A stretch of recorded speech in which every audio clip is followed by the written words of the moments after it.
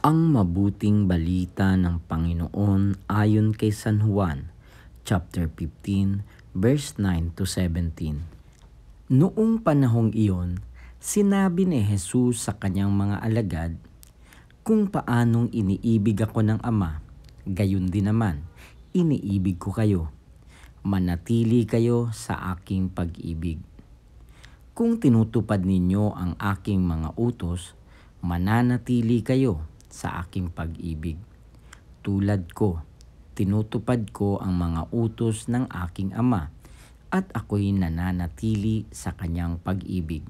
Sinabi ko sa inyo ang mga bagay na ito upang makahati kayo sa kagalakan ko at malubos ang inyong kagalakan.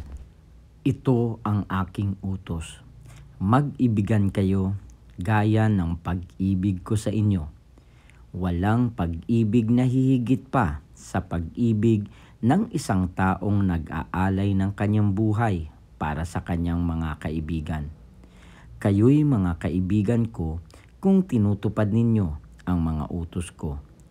Hindi ko na kayo inaaring alipin sapagkat hindi alam ng alipin ang ginagawa ng kanyang Panginoon. Sa halip, inaari ko kayong mga kaibigan sapagkat sinabi ko sa inyo ang lahat ng narinig ko sa aking Ama. Hindi kayo ang pumili sa akin.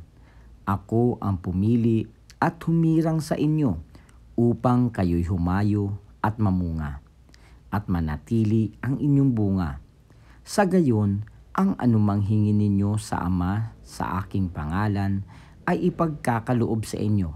Ito ang inuutos ko sa inyo. Mag-ibigan kayo.